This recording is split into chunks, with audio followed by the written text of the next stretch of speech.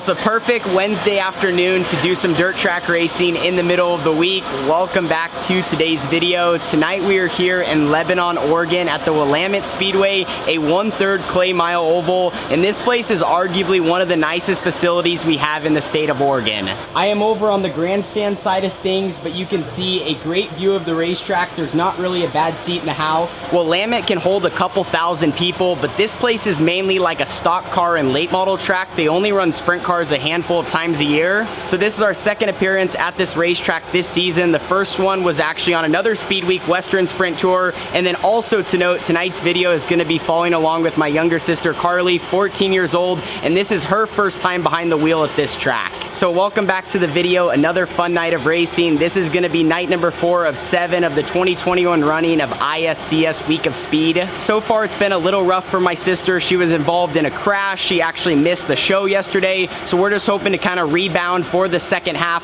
We've had the conversation to kind of just put everything behind us and only look forward at all these new tracks and plenty of racing left. So let's get into today's video. It's gonna start out with engine heat and then we're gonna be right into group qualifying.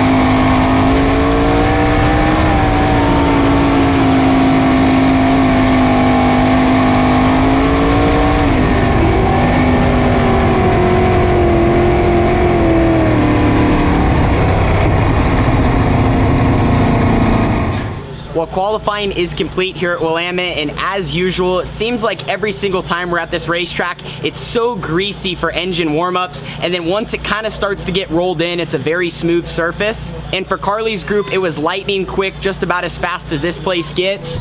And Carly looked really, really good. Already starting to throw some tear-offs on for the heat race. Talk a little bit about your qualifying session.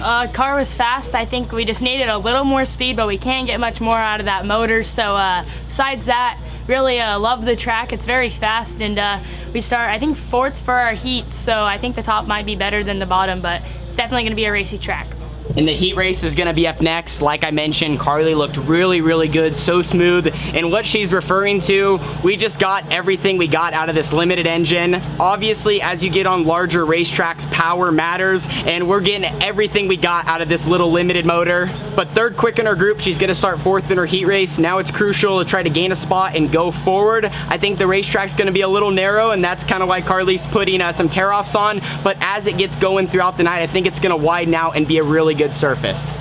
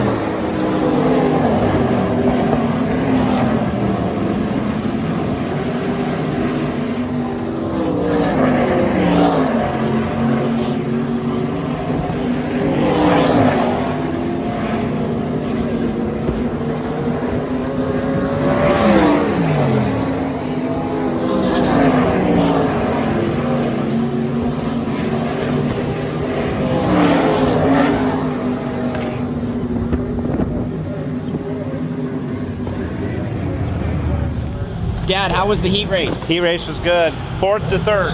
4th or 3rd for Carly. Early on in the night, we told you guys we thought it would possibly start to widen out, but it ended up kind of just going more single file around the bottom. Carly, what are you up to right now?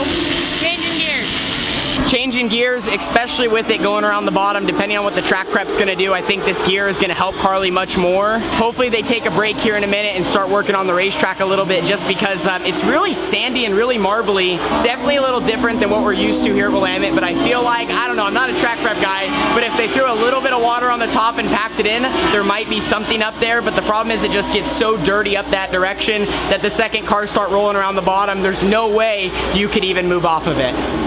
Now it's all on you. That one or that one or that one or that one. All on you. Right now. We're on the right. One! It's not there no more. Yeah. On the right.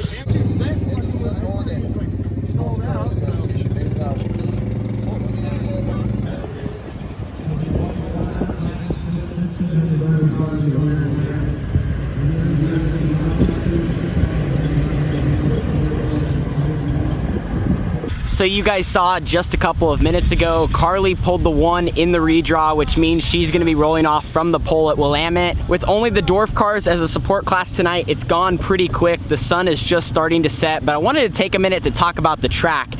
When we arrived here this morning, we did not know this was gonna happen. It seemed like they actually had brought in a little bit of new material. Not much, but they were kind of mixing it in here along the back straightaway, and it seemed like whatever material they just added to the Willamette Speedway, it's super, super crumbly and almost marbles, or at least that's kind of what it's been producing, and almost a little bit rocky, because when they enter turn 3 here where we're standing in the grandstands behind me, we are getting absolutely pelted. And that's where it's kind of tough, like how to set up the race car and what advice to give to Carly, because the bottom was really good there in the heat races, and I'm not really thinking the top's gonna come in, but you don't want to leave the door open because they threw some water on the top side, and that could bring back some sort of magic, but for the most part, limiteds here at Willamette are always really, really fast down low. So everyone's gonna be getting lined up. Here's a little bit of a look on the entry of turn 3. The track is not really fast. It's mainly around the bottom. You definitely have to pedal it, and a couple of guys tried the top in the heat race, but it just did not really work out. So hoping for a racy surface and Carly can get out front and really try to check out. All right, love you, sis. Work on running a good race. Just get a good start, and like I said, I would perfect the bottom, and if for some reason someone flies around you on the top, then move up. But I think it's going to be pretty much right down here. Be smooth, hit your marks, drive off straight. We'll get 'em. Look for me over there.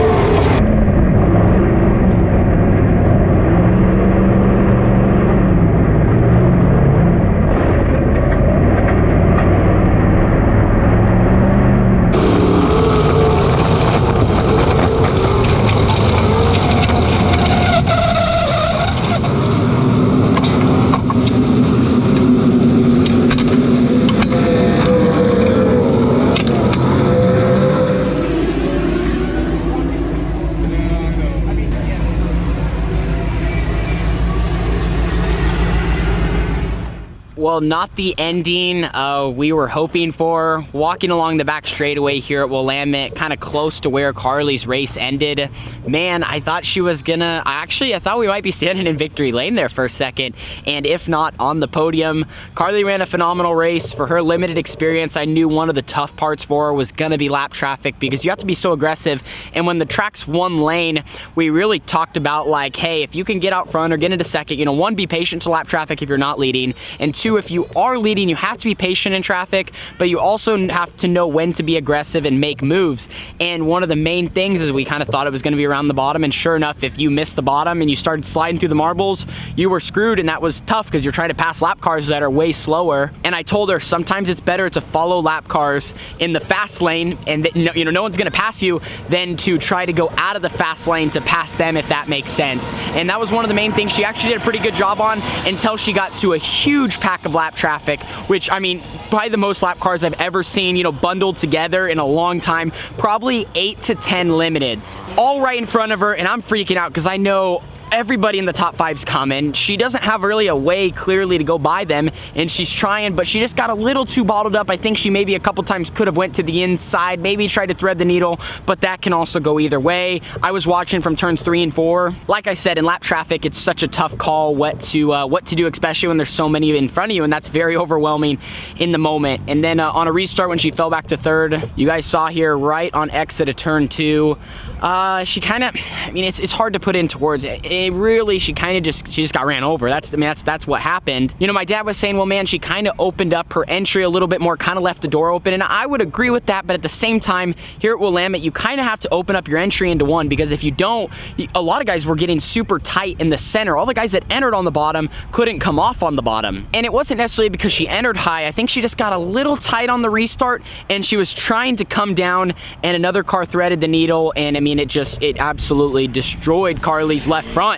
She was not able to continue. She didn't get a yellow. Came right into the infield over right there, actually right in front of where I was standing. Like I said, everyone's gonna have a little bit of a different take on it. I just felt like with where the racetrack was at and with 5 laps to go, I get trying to pass cars, trying to be on the podium, but I just felt like that was just too aggressive for that moment, because Carly was clearly, you know, she got a little tight, but she was coming through the bottom, and the other car just never lifted, and it hopped her left front. It bent the drag link, knocked off a couple radius rods. The shocks were fine. The front axle looks all right. We're going to look at it more tomorrow, but just, you know, extremely disappointing end to our night. And like I told Carly immediately when she got out of the car, you ran a phenomenal race, sister. You did a good job.